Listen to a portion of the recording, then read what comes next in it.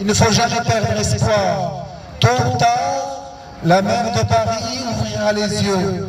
Tôt ou tard, la maire de Paris comprendra qu'elle a commis une erreur d'appréciation.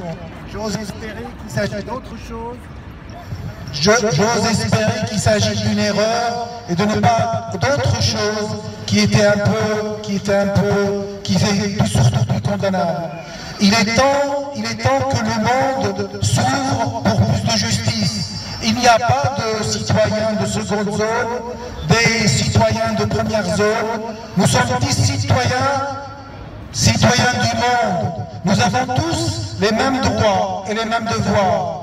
De quel droit aujourd'hui on n'autorise pas, on décide comme ça, comme si le roi décide et les serviteurs doivent exécuter. Non, il y a un droit international et le monde serait meilleur quand ce droit international se transformerait en justice.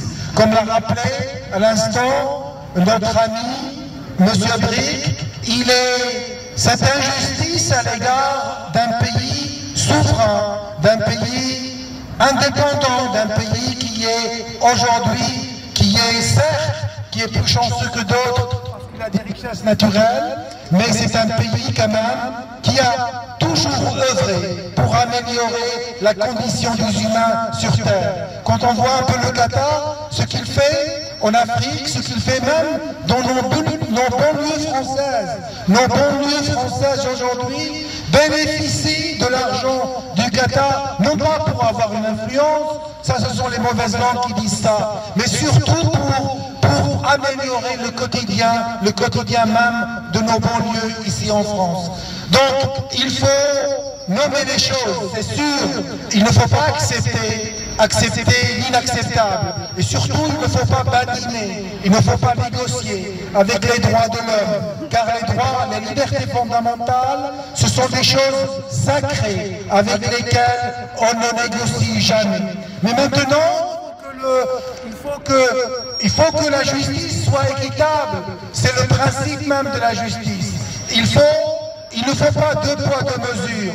Il faut, quand on voit ce qui s'est passé, comme l'a rappelé, même chose M. Brick à l'instant, la Russie avec les exactions qu'elle fait aujourd'hui en Ukraine, avec les dizaines de milliers de morts en Ukraine, mais également avec les 2 millions de morts que la Russie aujourd'hui a engendrés en Syrie, et pourtant la France est devenue champion du monde. La France a été applaudie, l'équipe de France a été encouragée dans toutes les fan zones qui étaient dirigées à Paris et qui ont permis également à l'équipe de France de gagner. Quand on gagne une équipe, un sportif pour gagner, il ne suffit pas qu'il soit bon. Il faut une préparation mentale. Et cette préparation mentale, on l'a quand on est soutenu. Quand on est soutenu, on se sent plus fort, on a plus d'élan, on s'achemine plus vers la victoire que quand on n'est pas soutenu. Et même chose, il faut dénoncer les exactions des droits de l'homme. Mais commençons par l'Égypte.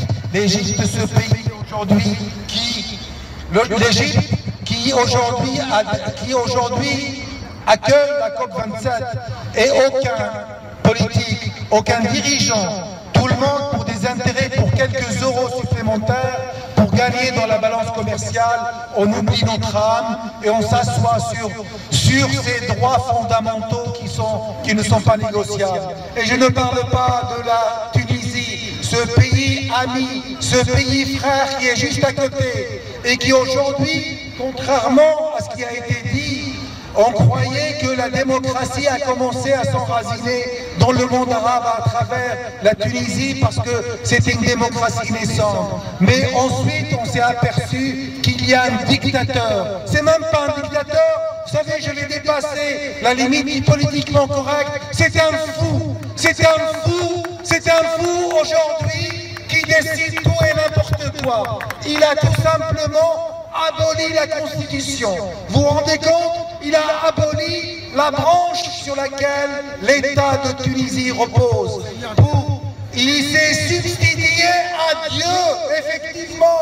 C'est quelque chose de scandaleux, c'est quelque chose d'inacceptable, c'est quelque chose qui doit être dénoncé. Mais vous savez, monsieur Kais Saïd, pour moi, il ne relève pas de la politique, il relève de la psychiatrie. Voilà. Et je pense qu'il faut le dire haut et fort. Donc, et puis une dernière chose, vous savez, la politique et le sport, ce sont deux choses, deux domaines totalement différents. Donc, le sport existe, le sport, même quand on est adversaire, même quand on défend pas le même objectif, même quand on se combat dans la vie, on doit pouvoir jouer ensemble et on doit pouvoir laisser l'arbitre juger le match entre nous. Le sport est une fête, le sport c'est la santé, le sport c'est la vie, le sport c'est le respect, le sport c'est la fraternité, le sport c'est surtout le fair-play, le savoir-vivre, le sport c'est l'élégance de l'âme, le sport c'est le dépassement de soi, le sport c'est quelque chose de tellement magique qu'il faut le préserver, qu'il faut le conserver. Il faut surtout ne jamais négocier, ne jamais badiner, ne jamais le faire baisser à ce stade tellement bas de la politique politicienne de ce jour. Donc, écoutez, vive le sport, vive la Coupe du Monde, que la Coupe du Monde reste une fête et j'espère que la France reviendra avec la Coupe du Monde comme champion du monde, comme en 2018. Merci à vous tous. On me fait rappeler que j'ai oublié l'essentiel. Pourquoi pas? Alors, effectivement, il y a des haragas aujourd'hui en Algérie. Ce pays ami, ce pays voisin, aujourd'hui, qui a donné déjà 1 500 000 morts pour se libérer, pour obtenir son indépendance, pour obtenir cette liberté que nous défendons, que nous chérissons. Mais également, ce pays, l'Algérie, comme tous les pays africains, qui ont payé un lourd tribut. Aujourd'hui, il y a 200 000 Marocains, Algériens, Tunisiens, Africains, Afghans, Irakiens, Syriens, Libanais, qui jonchent aujourd'hui dans les fonds de la Méditerranée. 200 000 morts qui ont perdu la vie pour fuir la tyrannie dans leur pays. Ces gens méritent. Devant eux, nous nous inclinons. Devant leur âme, nous nous inclinons parce que nous n'avons pas pu les sauver de cette misère, de cette mort qui les guettait. Alors, je parle à Amnesty International, je parle aux maires de Paris, au lieu de s'offusquer aujourd'hui, certes pour les morts qui ont existé au Qatar, il y a eu des morts, certainement, je ne connais pas le nombre, mais en tout cas, certainement pas 6 500 morts. Il y a eu des morts et des morts. Chaque vie humaine est précieuse. Chaque vie humaine est sacrée. Chaque vie humaine mérite le respect et qu'on s'incline devant elle. Mais aujourd'hui, ne mélangeons pas tout.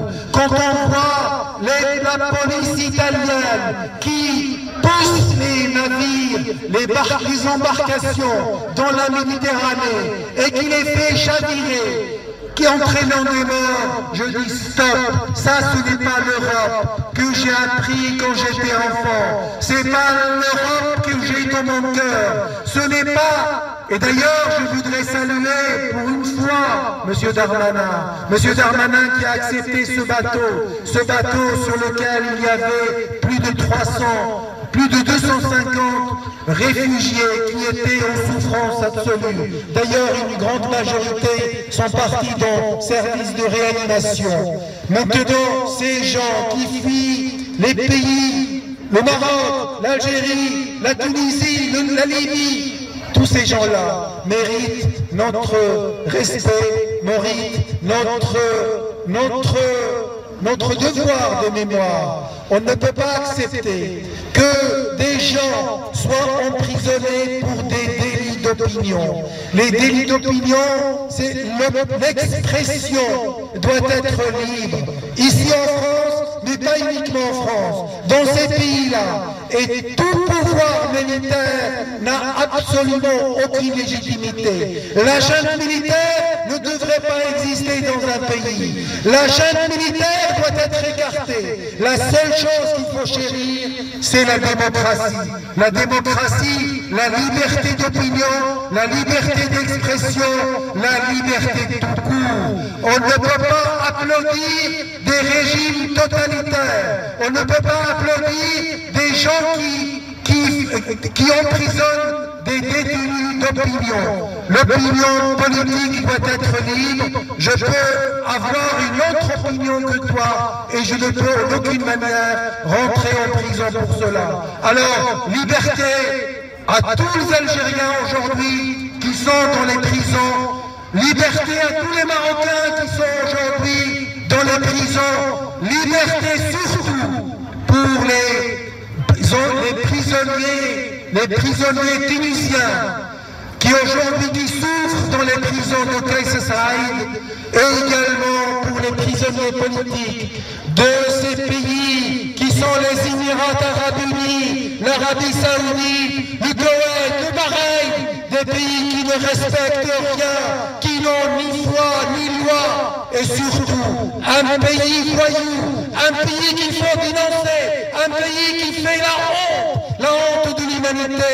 Ce pays, c'est l'Égypte, l'Égypte où croupissent des centaines de milliers de morts dans les prisons et qui meurent soit pour insuffisance de traitement, soit pour tout simplement sous la torture. Alors, gloire à vos patries éternelles, gloire à ceux qui sont morts pour elles, aux martyrs, aux veillants, aux forts, à ceux qu'enflamme leur exemple, qui veulent place dans le temple et qui mourront comme ils sont morts. Que le Maroc vienne pour la Coupe du Monde, soit, je dirais même, plus que ça, que le meilleur gagne, Marocain, Français, Camerounais, Tunisiens, tous les pays qui ont participé, voilà, que le Qatar peut-être, champion du monde, qui sait, que le meilleur gagne. De toute façon, l'essentiel en sport, c'est quoi? C'est participer. Voilà, j'ai un regret parce que j'ai en face de moi l'Algérie qui ne participe pas. C'est la loi de la vie, malheureusement. C'est pas une. Mais vous savez, l'Algérie, c'est une grande nation. Elle n'a pas besoin du sport pour grandir davantage. L'Algérie, elle est dans nos cœurs, elle est dans nos têtes et elle est surtout présente. Et elle sera certainement présente lors du prochain mondial. Alors, bravo l'Algérie et 1, 2, 3, viva l'Algérie! La France, le Maroc, le Qatar et tous ces pays ont des frictions avec eux. Mais quand il s'agit de droit, de liberté, de principe, je suis conséquent avec moi-même. Je soutiens tout le monde, même les gens avec qui je ne suis pas d'accord. Donc, au lieu de donner des leçons, on aimerait bien que la mairesse de Paris parle de la francophonie en Tunisie, qui soutient un dictateur, qui légitime un dictateur, qui est notre président, il est le pantin des généraux d'Algérie qui sont spécialistes dans la terreur, spécialistes dans le harcèlement de tout militantisme, de tout esprit ouvert. Donc on a une alliance franco-algérienne, franco-tunisien-algérienne contre la liberté. C'est très étonnant.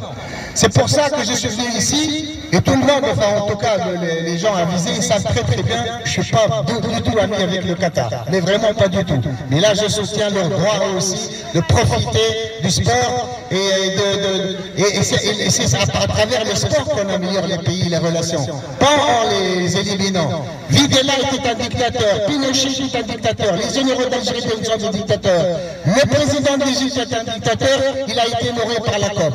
Et donc c'est pour cela que je suis ici et j'adresse mes amitiés à tous les peuples du monde. Merci pour m'avoir donné la parole, mon cher ami David. Merci.